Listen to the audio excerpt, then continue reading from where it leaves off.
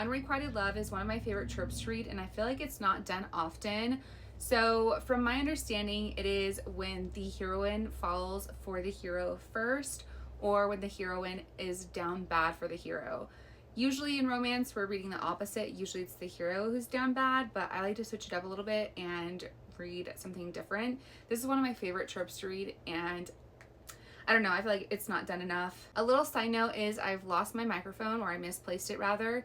So if the sound quality is not that good, I apologize, but hopefully you enjoy these recs nonetheless. The first book I want to talk about is When We Were Reckless by Emery Rose. This is book 3 in the Lost Stars series, and even though they're all standalones, I do recommend reading them in order.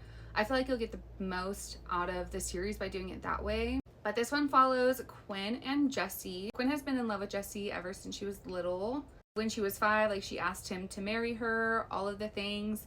So she's always had a crush on him, and it's always been kind of known that she has this crush on him. But now we're at a point where Jesse is engaged to be married. He is a famous motocross sports, I don't know what they're called.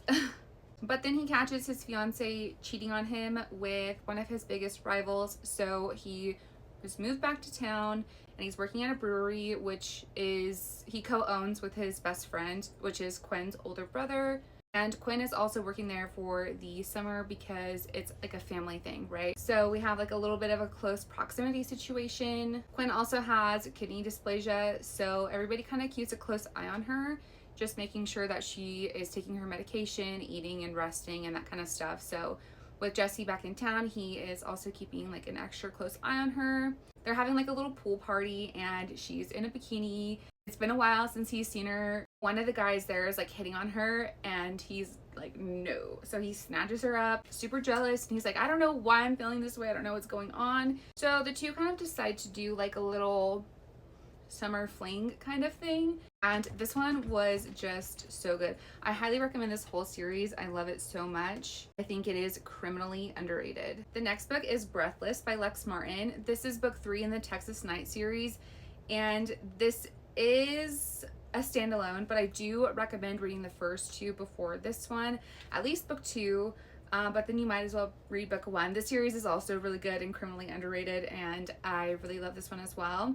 But this one follows Joey and Logan, and they've been best friends since childhood, and Joey has always had a thing for Logan. The feelings were just never reciprocated. He's also like a huge playboy, sleeps around and that kind of thing, but like also his conquests are always kind of like flaunted in her face, and she just kind of gets tired of like following him around and just like knowing that she'll never have that with him. She ends up leaving town, but a wedding brings her back a year later. Logan is very adamant on like picking her up from the airport and having her stay at his place because they're best friends after all. And he's unsure as to why she like left town and cut off all ties with him.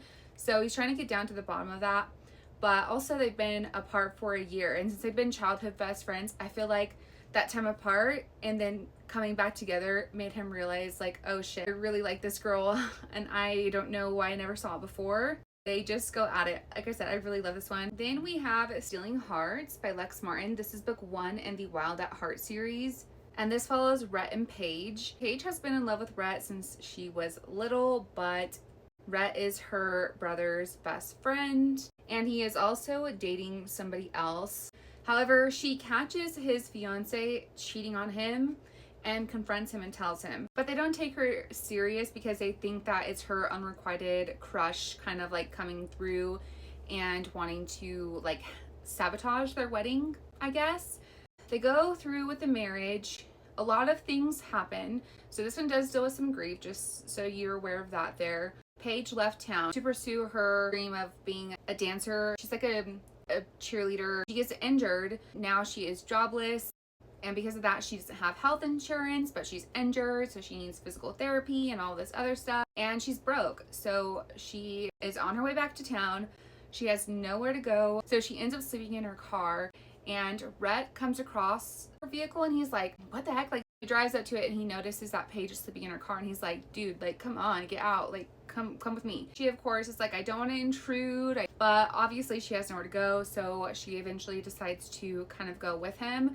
Now this is also like a marriage of convenience. So Rhett's ranch is in a little bit of trouble. And in order to get out of that, he needs to get married. And Paige doesn't have health insurance. So if she gets married, then she'll have health insurance. A little marriage of convenience and a little fake marriage, which I forgot to mention that Rhett is also a single father. He has recently divorced his wife, who was caught cheating on him. So he married the wife that Paige was like, she's cheating on you. He married, they had kids, and what you know. So like found out that Paige wasn't lying or exaggerating. So there is a little bit of other woman drama with that, because she is kind of like a POS mother and kind of uses her kids against Rhett in a way, like a bargaining chip kind of. She also does not like Paige, so yeah, but it works. It's like it's needed in this story, if that makes sense. Like it's not like a far-fetched other woman drama. So anyway, they get married and they're doing this fake marriage thing, but you know, Rhett also, because of what has happened in the past, has a soft spot for Paige. He wants to do like extra things nice for her. Sparks start to fly. They do a little like fake honeymoon. She's like, come on, we're married now. Like, let's just, like, why not?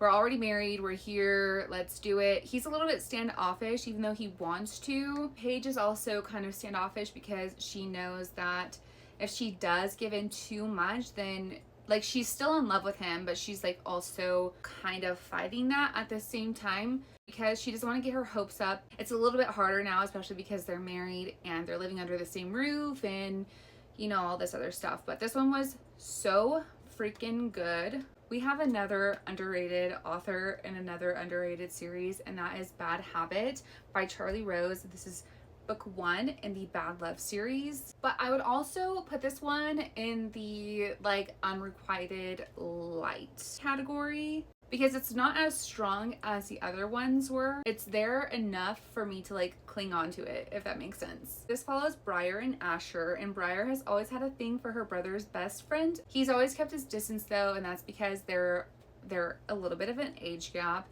One day Briar comes on to him and he's like, we can't do this. This is wrong. And again, they're a little bit of an age gap, like nothing crazy. I think she was like 15 and he was 18.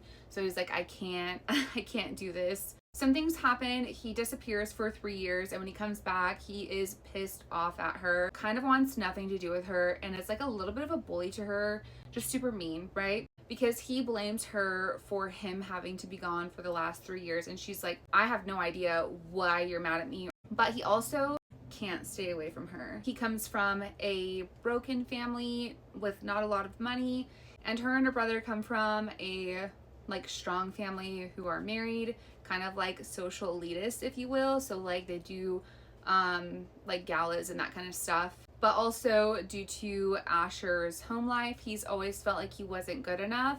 And that's really evident throughout. Their push and pull was insane, and this one was a great start to the series. I obviously can't do an unrequited love series without talking about The Unrequited by Saffron A. Kent. This is like an OG baby for me. This was my first unrequited love, the most unhinged.